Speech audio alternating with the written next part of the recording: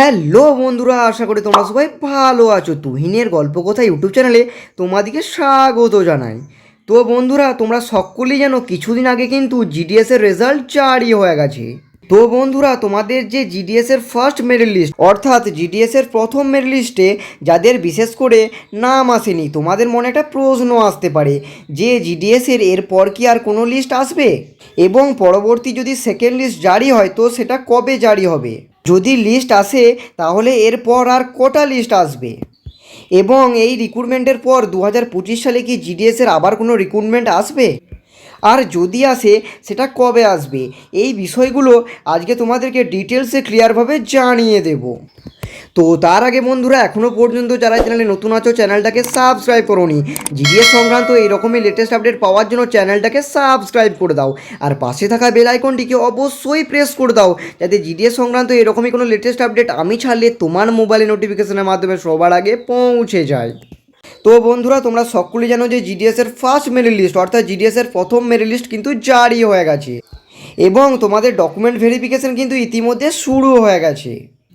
তো বন্ধুরা, এইবার 2025 সালে জিডিএসে যে টোটাল শূন্যপদ সেটা কিন্তু কত ছিল না, 21,413। টোটাল শূন্যপদ ছিল 21,413, যেটা আগের বছরের তুলনায় কিন্তু অনেকটাই কম। তো বন্ধুরা, আগের বছরে যদি লিস্টের কথা বলি তাহলে তোমাদের লিস্ট কতগুলি জারি হয়েছিল, দেখো গত বছরের শূন্যপদ অনুযায়ী তোমাদের যে লিস্ট জারি হয়েছিল টোটাল 6টা লিস্ট জারি হয়েছিল। ওকে, তো বন্ধুরা, এইবার তোমাদের একটা আনুমানিকভাবে বলা যাচ্ছে তোমাদের 6টা লিস্ট জারি হবে না।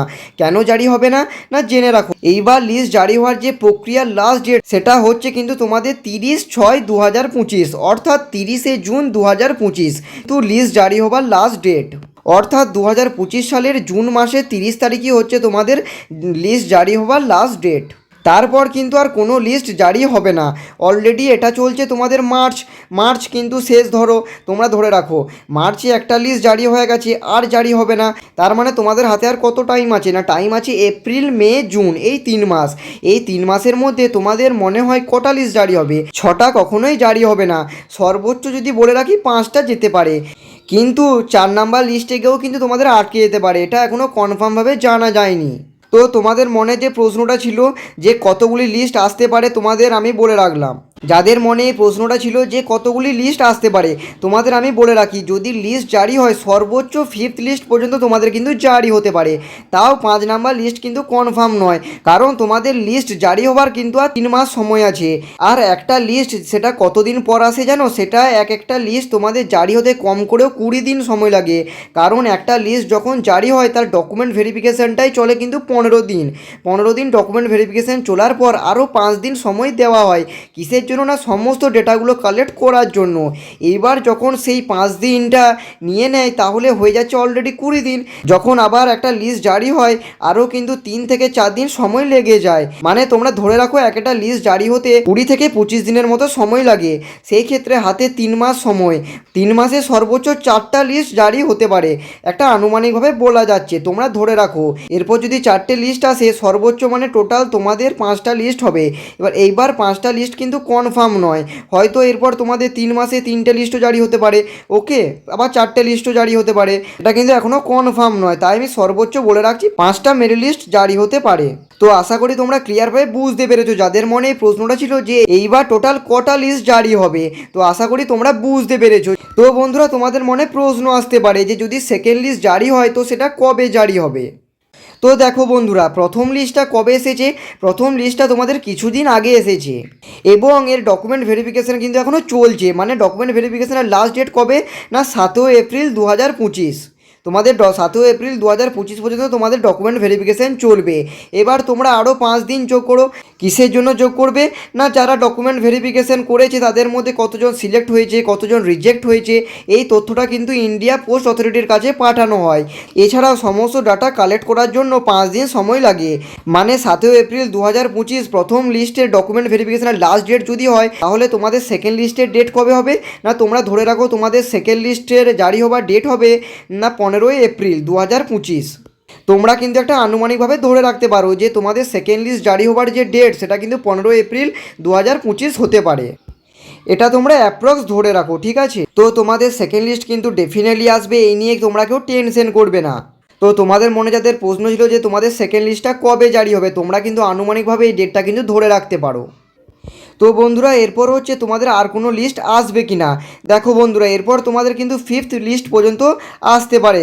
ফিফথ লিস্টের বেশি কিন্তু লিস্ট আসবে না। যেটা গত বছরে তোমাদের 6টা লিস্ট কিন্তু জারি হয়েছিল, সেটা এই বছর কিন্তু মোটামুটি 5টা লিস্টই আটকে যাবে। তো বন্ধুরা এইবার বলে রাখি তোমাদের নিউ রিক্রুটমেন্ট কতদিন পর আসবে। দেখো, যেহেতু তোমাদের সমস্ত লিস্ট জারি হওয়ার যে প্রক্রিয়া সেটার লাস্ট ডেট কত বলেছে না, বলেছে যে 30/6/2025। মানে এই যে রিক্রুটমেন্টের শিডিউল 1 সেটা তোমাদের 30/6/2025 কিন্তু প্রক্রিয়া শেষ। এরপর আর কোনো লিস্ট জারি হবে না। এটাই হচ্ছে সর্বোচ্চ ডেট। কেন এই ডেটটাকে সর্বোচ্চ রেখেছে?